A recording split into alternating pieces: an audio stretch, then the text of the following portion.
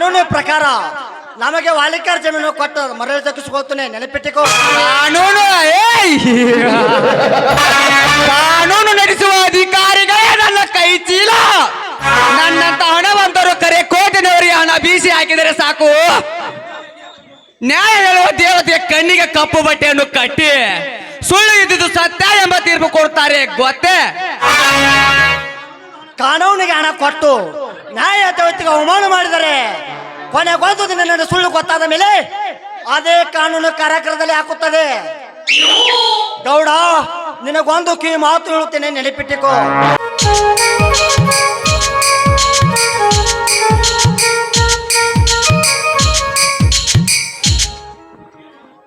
ಏ ದೇವ ಮಾರುತೇಶ್ವರ, ನಾನು ಯಾವ ಜನ್ಮದಲ್ಲಿ ತಪ್ಪು ಮಾಡಿದೆನೆಂದು ನನ್ನನ್ನು ಈ ಜನ್ಮದಲ್ಲಿ ಸಮಾಜ ಜನತೆ ಮುಂದೆ ಅಪಹಾಸ ಕೇಳಿ ಮಾಡಿಕೊಟ್ಟೆ ದೇವ, ಇಡಿ ಮಾಡಿಕೊಟ್ಟೆ. ನಾನು ಚಿಕ್ಕವನಿದ್ದಾಗ ತಿನ್ನಲು ಅನ್ನ ತೊಡಲು ಬಟ್ಟೆ ಇಲ್ಲದಾಗ ಈ ಸಮಾಜದಲ್ಲಿರುವ ಒಬ್ಬ ಮಾನವ ನನ್ನ ನೆರವಿಗೆ ಬರಲಿಲ್ಲ.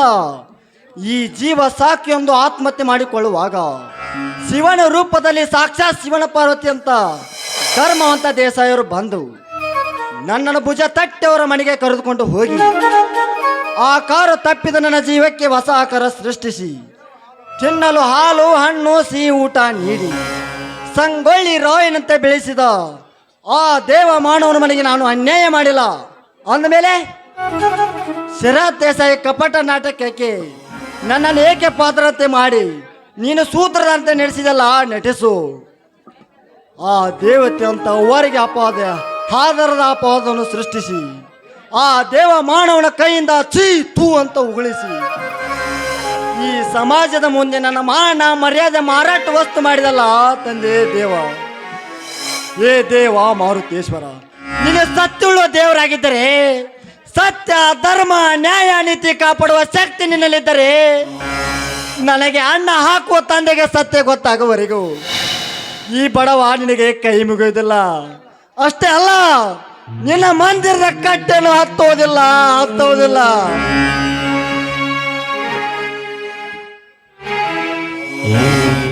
ಇದು ಈ ಬಡವನ ಪ್ರತಿಜ್ಞೆ.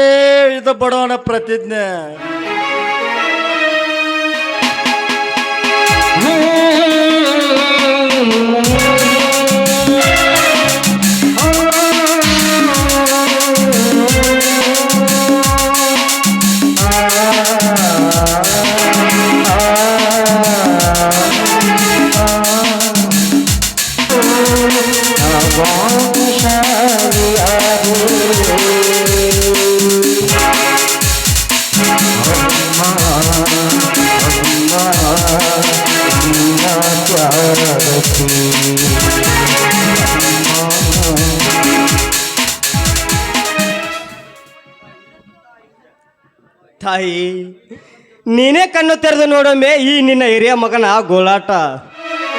ನನ್ನ ತಮ್ಮ ಪಟ್ಟಣದಲ್ಲಿ ಚೆನ್ನಾಗಿ ವಿದ್ಯಾಭ್ಯಾಸ ಮಾಡಿ ಒಬ್ಬ ಒಳ್ಳೆಯ ಡಾಕ್ಟರ್ನಾಗಿ ಬಂದು ಈ ಹಳ್ಳಿಯ ಬಡವರ ರೈತರಿಗೆ ಉಚಿತ ಸೇವೆ ಮಾಡ್ತಾನೆಂದು ನಾನು ನೂರಾರು ಕನಸು ಗೋಪುರಗಳನ್ನು ಮನಸ್ಸಿನಲ್ಲಿ ಇಟ್ಟುಕೊಂಡಿದ್ದೆ ತಾಯಿ. ಆದರೆ ಹಣ ಇದೆ ಎಂದು ಚೆನ್ನಾಗಿ ಡ್ರೆಸ್ ಮಾಡಿಕೊಂಡು ಕೈಗೊಂದು ಮೊಬೈಲ್ ಫೋನ್ ಹಿಡಿದುಕೊಂಡು ಬಾಯಲ್ಲೂ ಸ್ಟಾರ ಗುಟ್ಕ ಹಾಕೊಂಡು ಸುಂದರ ಜಿಂಕೆ ಮರಿಯಂತೆ ಹೆಣ್ಣಿನ ಬೆನ್ನು ಬಿದ್ದು ವಿದ್ಯೆಯನ್ನು ಕಳೆದುಕೊಂಡೆ ಅಲ್ಲಿದೆ ಬುದ್ಧಿಯನ್ನು ಕಳೆದುಕೊಂಡು ಊರಿಗೆ ಬರುವಾಗ ಕೊರಳಿಗೆ ಅವನು ಗುದ್ದಿ ಕಟ್ಟಿಕೊಂಡು ಬಂದಿಲ್ಲ ತಮ್ಮ, ಕೊರಳಿಗೆ ಗುದ್ದಿಯನ್ನು ಕಟ್ಕೊಂಡು ಬಂದಿಲ್ಲ.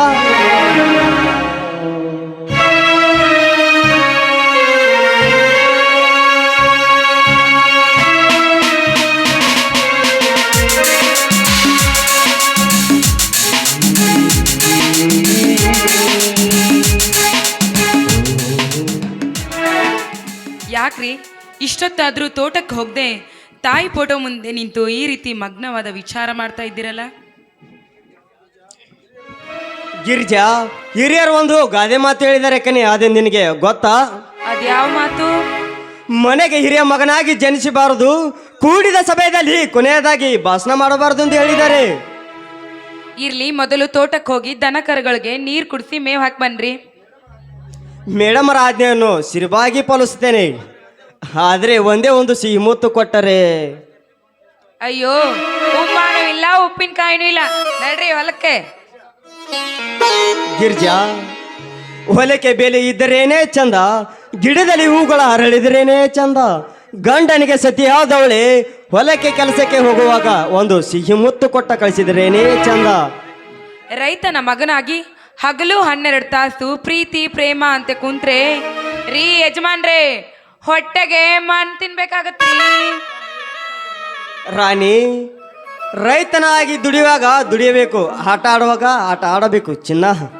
ಅಯ್ಯಯ್ಯೋ, ಇದಕ್ಕೇನ್ ಕಮ್ಮಿ ಇಲ್ಲ ನೀವು. ನಿನ್ನಂತ ಶ್ರೀಮತಿ ಕೈ ಹಿಡಿದಾಗ, ನಿನ್ನಂತ ಗುಣವತಿ ಜೊತೆಯಾದಾಗ,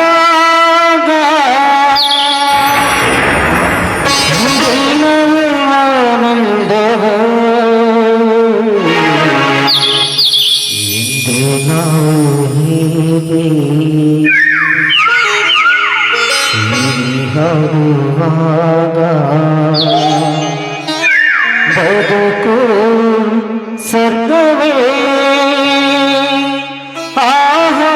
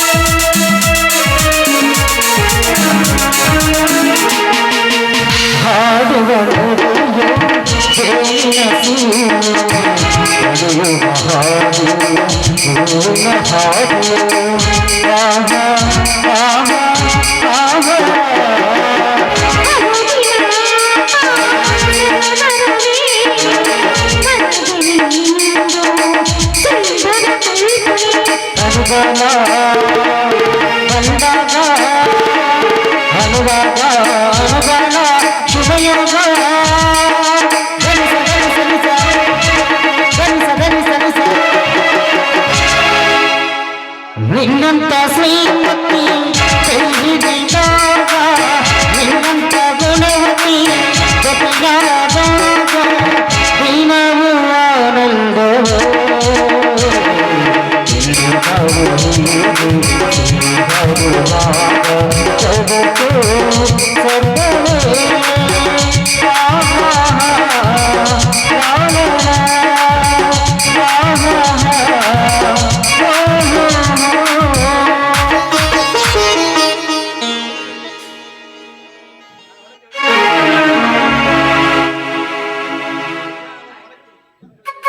ಗಿರ್ಜಾ, ನಾನು ಹೊಲಕ್ಕೆ ಹೋಗಿ ದನ ಕರುಗಳಿಗೆ ಮೇವಾಕಿ ನೀರು ಕುಡಿಸಿ ಬರುತ್ತೇನೆ.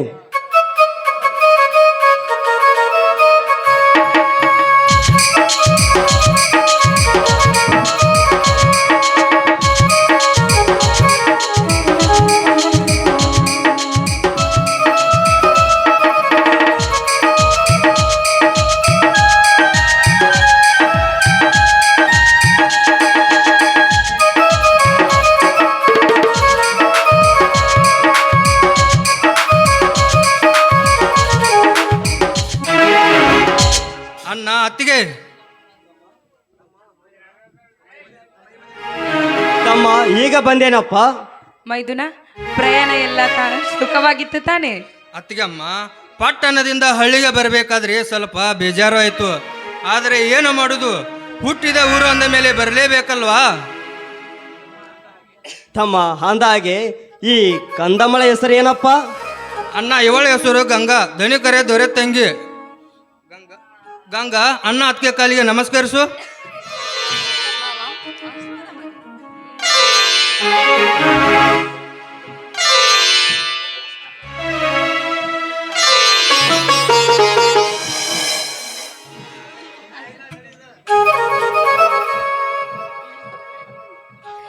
ಗಂಗಾ, ನೋಡಮ್ಮ, ನೀನು ಒಳ್ಳೆ ರೀತಿ ನೀತಿಯಿಂದ ನಡೆದುಕೊಂಡು ತವರ ಮನೆಗೂ ಹಾಗೂ ಇದ್ದ ಮನೆಗೂ ಯಾವುದೇ ರೀತಿ ಕಳಂಕ ಬರದ ಹಾಗೆ ನೋಡಿಕೊಳ್ಳೋ ಜವಾಬ್ದಾರಿ ನಿನ್ನದಮ್ಮ, ನಿನ್ನದು. ತವರಿನ ಹೆಸರನ್ನು ತರಬೇಕಮ್ಮ ನೀನು. ಗಿರ್ಜಾ, ಇನ್ನು ಪಾಪ ನಿನ್ನ ತಂಗಿ ಚಿಕ್ಕವಳು, ಈಗಾಗಲೇ ಶುರು ಹಚ್ಕೊಂಡೆಯ ನಿನ್ನ ಇಪ್ಪದೋಷದ ಮಾತುಗಳು. ಗಿರ್ಜಾ, ಗಂಗಾನ ಒಳಗೆ ಕರೆದುಕೊಂಡು ಹೋಗಿ ಅರ್ಥ ಬೆಳಗಿ ಮನೆ ತುಂಬಿಸ್ಕೋ ಗಿರ್ಜಾ. ಆಯ್ತ್ರಿ.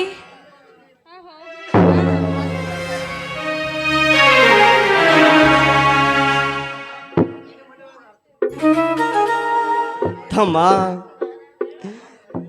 ನೀನು ಮದುವೆ ಮಾಡಿಕೊಂಡಿದ್ದು ಒಳ್ಳೆಯದು, ಆದರೂ ನನಗೊಂದು ಮಾತು ತಿಳಿಯಿಸಿದೆ. ಅಣ್ಣ, ನನ್ನ ತೆಪ್ಪನ್ನು ಮನ್ನಿಸು ಅಣ್ಣ.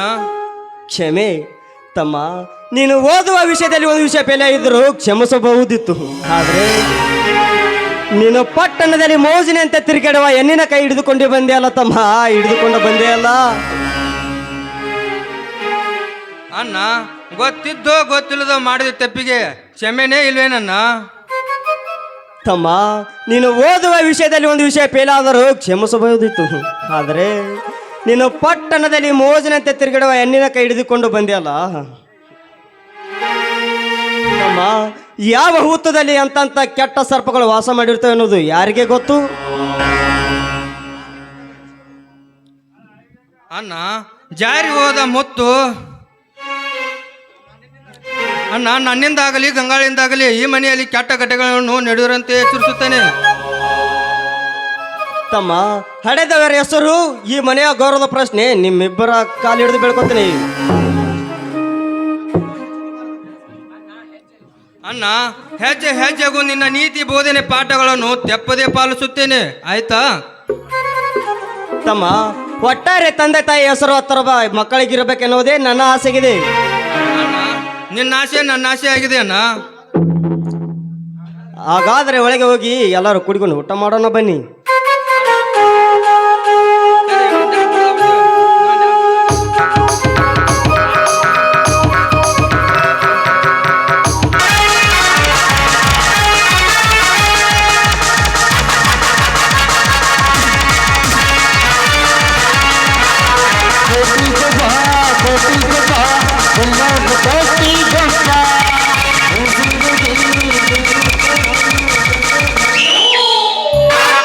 ಗೌಡ, ಏ ಗೌಡ, ಕೈಲಾಗದೆ ಹೇಣಿಯಂತೆ ಮತ್ತೊಬ್ಬರ ಕಿವಿನಲ್ಲಿ ಸುಳ್ಳಿನ ಪುಂಗಿನ ಉದಿ ಕಳಿಸಿಕೊಟ್ಟು ಇಲ್ಲಿ ಸೂರು ಸುಖಮನಂತೆ ಮಾಡಿ ಮೇಲೆ ಕುಳಿತುಕೊಂಡು ಸಿಗರೇಟ್ ಸೇತು ಕೂತ್ಕೊಂಡೆ 4 ದಾಪತಿ.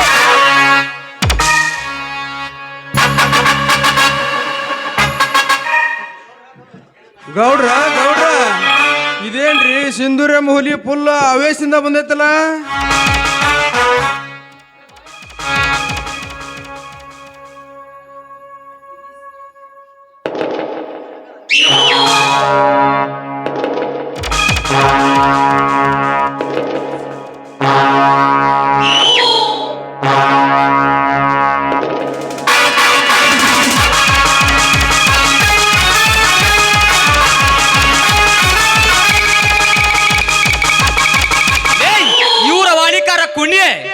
ವೀರಸುರ ಸಂಗೊಳ್ಳಿ ರಾಯನಂತರ ಎದೆ ಗುಂಡಿಗೆ ಉಬ್ಬಿಸಿಕೊಂಡು ಸ್ವಕ್ಕಿನ ಕೋಣದಂತೆ ಈ ನಾಡಗೌಡರ ಅರಮನೆಗೆ ಕಾಲಿಟ್ಟಿದ್ದೀಯಲ್ಲ, ಏಕೆ? ಏ ಗೌಡ, ಈ ಸುಂದೂರ ಕಾರಣವಿಲ್ಲದ ವಿನಾಕಾರಣ ಮತ್ತೊಬ್ಬರ ಮನೆಯಲ್ಲಿ ಕಾಲಿಡಿದು ಗೊತ್ತಿಲ್ಲ. ನಿನ್ನನ್ನು ಒಂದು ಪ್ರಶ್ನೆ ಕೇಳಿಕೊಂಡು ಹೋಗಲು ಬಂದಿದ್ದೇನೆ. ಪ್ರಶ್ನೆ? ಪ್ರಶ್ನೆ ಕೇಳಲು ಬಂದರೆ ನಾಯಿಯಂತೆ ಬಾಲ ಮುದುರಿಸಿಕೊಂಡು ಮೂಲೆ ನಿಂತುಕೊಂಡು ಕೇಳೋದನ್ನು ಬಿಟ್ಟು ಸಿಂಹದಂತೆ ಗರ್ಜಿಸ್ತಾ ಬಂದಿರುವಲ್ಲ ಮರಿ. ಗೌಡ, ನೀ ಮಾಡಿದ ಮೋಸ ಕುತಂತ್ರ ವೈಖರಿಯನ್ನು ಕಂಡು ನಿನ್ನ ಅರಮನೆಯಲ್ಲಿರುವ ನಡುಗೊಂಬಕ್ಕೆ ಕಟ್ಟಿ ಹಾಕಿ ಸೀಮೆಯನ್ನು ಉಗ್ಗಿ ಬೆಂಕಿ ಹಚ್ಚಿ ಸುಟ್ಟರು ನನ್ನ ಆವೇಶ ರೋಷ ಕಮ್ಮಿ ಆಗೋದಿಲ್ಲ. ಏಕೆ ಗೊತ್ತಾ? ನಮ್ಮ ತಂದೆಯನ್ನು ಎದುರಿಸಿ ನಮಗೆ ಸರ್ಕಾರ ಕೊಟ್ಟು ವಾಲಿಕರ ಜಮೀನು ನಿನ್ನೆ ಹೆಸರಿಗೆ ಬರೆಸಿಕೊಂಡಲ್ಲೇ ತುತ್ತು ಅನ್ನಕ್ಕೆ ದುಡಿಯುವ ಆ ದಣಿಯರ ಮನೆಯಲ್ಲಿ ನೀನು ಆ ಶರತ್ತಿನ ಕಿವಿಯಲ್ಲಿ ತುಂಬಿದ ಮಾತು ಎಂದು ನನ್ನ ಜೀವಕ್ಕೆ ಕಪ್ಪು ಚುಕ್ಕಾಗಿದೆ. ಮಾಡಿ ಗಡಿ ಮಂಗ್ಯ, ಈ ನಾಡಗೌಡ ಅಷ್ಟೊಂದು ಸಣ್ಣತನದ ಬುದ್ಧಿಯವನು ಅಲ್ಲ. ಇನ್ನೂ ನಿನ್ನ ಜಮೀನಿನ ಬಗ್ಗೆ ಏನೂ ಅರಿತುಕೊಳ್ಳದ ಕೂಸು ಹುಚ್ಚರಂತೆ ಎಚ್ಚರ ತಪ್ಪಿ ನನ್ನ ತಂಟೆಗೆ ಬಂದರೆ ನಿನ್ನನ್ನು ಚಟ್ಟ ಕಟ್ಸಬೇಕಾಗುತ್ತದೆ. ಎಚ್ಚರ ಎತ್ತರ, ನೀ ಕೊಡುವ ಎತ್ತರ ಕೇವಲ ಮೆಟ್ಟಿನ ಸಮಣ. ನಿನ್ನಂತ ನೀತ ತಾಯಿಗನಿಗೆ ತಲೆಯನ್ನು ತೆಗ್ಗಿಸಿ ನನ್ನಲ್ಲ ಈ ಸುಂದರ ಹುಲಿ. ನೀನು ಒಳ್ಳೆ ಸಾಲಿಗೆ ನಾಡುಗೋದ್ರ ಮಾತ್ರಕ್ಕೆ ನೀನು ದೇವರಲ್ಲ.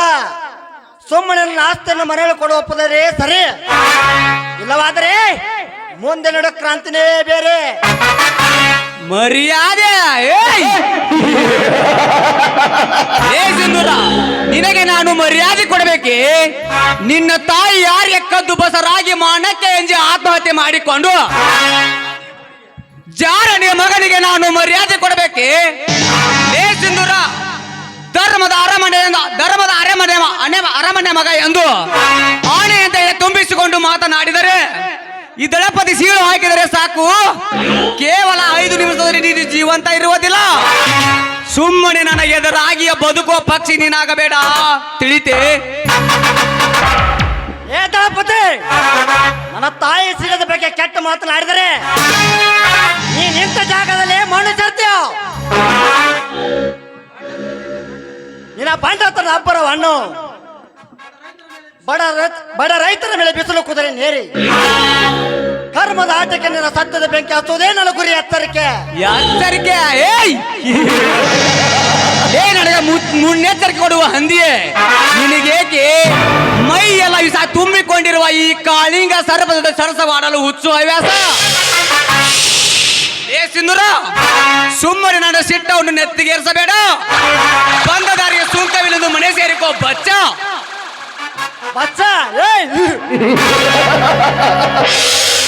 ಬಚ್ಚ ನಾನಲ್ಲಿ ಧರ್ಮದ ಹಳ್ಳಿಗಳಲ್ಲಿ ನಾಡುವ ತಾಯಿಗಂಡ ಬಂಡವರ ಪಕ್ಕೆಲ ಮುರಿವ ಕಚ್ಚದೆ ಕಂಡು ಚಟ್ಟ ವಿಷ ಜಂತುಗಳು ನನಗೆ ಬಲು ಇಷ್ಟ. ಎದೆ ಗುಂಡಿಗೆ ನಿಂತ ಜೊತೆ ಎದುರಿಗೆ ನಿಂತ ರೆಟ್ಟೆ ಹಾರುವಂಗ ರಂಗದಲ್ಲಿ ಯುದ್ಧ ಮಾಡೋದು ಏನಲ್ಲ ಹಠ. ನನ್ನೊಂದಿಗೆ ಹಠ ಬಿದ್ದು ಕಳೆದುಕೊಳ್ಳಬೇಡ ನಿನ್ನ ಘಟ. ನನ್ನಿಂದ ಭೂಮಿಯನ್ನು ಮೊರೆ ಪಡೆಯುವ ತೀರ ನೀನಾಗಿದ್ದರೆ ಆ ವಿಷಯವನ್ನು ಇಲ್ಲಿಗೆ ಮರೆತು ಬಿಡು. ಅಂದಾಗ 4 ದಿವಸ ಬದುಕಿರುವೆ, ಇಲ್ಲವಾದರೆ ಗೌಡ, ನಾ ಎಂದು ಅನಂತರಾಗಿ ಬೀದಿಗೆ ಬಿದ್ನು ಅಂದೇ ನನ್ನ ಪ್ರಾಣ ಮೇಲೆ ಕಷ್ಟ ಇಲ್ಲ. ಬಡವರನ್ನು ಪುಂಡಾಟಿಕೆ ಅಂತ ಅವರ ಬದುಕಿನಲ್ಲಿ ನೀನು ಆಡುವ ಆಟ ಸೇರಿಸೋರಿಗೂ ನಾನು ಹೋರಾಟ ನಿಲ್ಲೋದಿಲ್ಲ. ಅಕಸ್ಮಾತ್ ಏನಾದ್ರೂ ಅಪ್ಪಿ ತಪ್ಪಿ ನನ್ನ ಮೇಲಾದ್ರೆ ಏನು ಕರಸ್ತಾನೆ ಅವತ್ತೇ ನಡುವುರಿ ಬಿಸಿಲಲ್ಲಿ ನಿನ್ನ ಅಂತ್ಯಕ್ರಿಯೆ ಜೋಕೆ. ನನ್ನ ಪ್ರಾಣ ಪಕ್ಷಿ ಹಾರಿಸೋಡಿ ಎಂದು ನಿನ್ನಂತ 100 ವೀರ ನಾಯಿಗಳು ನನ್ನ ಅರಮನೆವರೆಗೆ ಬಂದು ನನ್ನ ಪವರ್ ಗೊತ್ತಾದ ಮೇಲೆ ಸುಮ್ಮನೆ ಅಂಜಿ ಓಡಿ ಹೋಗಿದ್ದಾರೆ. ನನ್ನ ಹೆಸರು ಕೇಳಿದರೆ ಸಾಕು, ಇಡೀ ಕರ್ನಾಟಕ ಜನತೆ ಭೂಕಂಪದಂತೆ ಗಡಗಡನೆ ನಡುಗುವಾಗ ನಿನ್ನಂತ ನರಸತ್ತ ಇಲಿಗೆ ಈ ಹುಲಿ ಎದರಲು ಸಾಧ್ಯವೇ? ಸಿಂಧೂರ, ಮುಂದೆ ಕಾದು ನೋಡು ಈ ನಾಡುಗೋಳ ಕಾರುಸ್ಥಾನದ ಅಬ್ಬರವನ್ನು.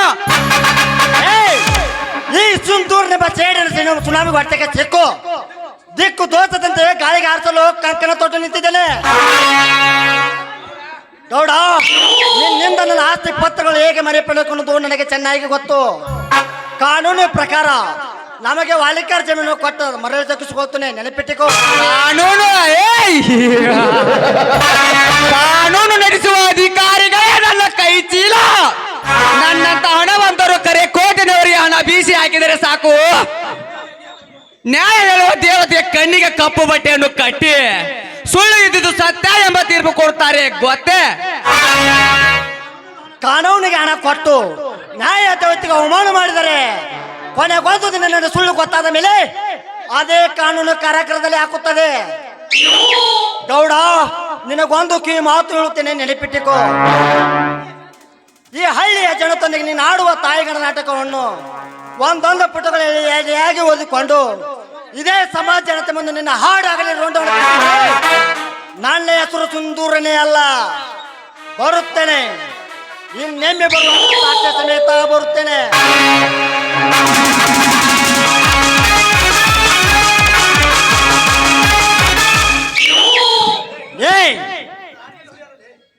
ಜೀವಕ್ಕೆ ಅದನ್ನು ಬಂಡಾಯ ಮಾಡಲ್ಲ.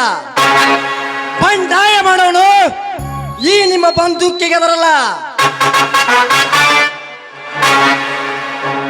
ವೈರಿಗಳ ಇದ್ ಕಡೆ ದಂಗೆ ಬಿಸಿ ದಂಡ ಕಟ್ಕೊಂಡು ಬಂಡಾಯ ಮಾಡೋ ಮಗ ನಾನು. ಇನ್ನು ಹೊಡಿತೀನಿ ಬಡಿತೀನಿ ಕಿತ್ಕೋತೀನಿ ಅಂತಿದ್ದೆಲ್ಲ ಮಗನ, ನೋಡ್ತಾ ಇರು.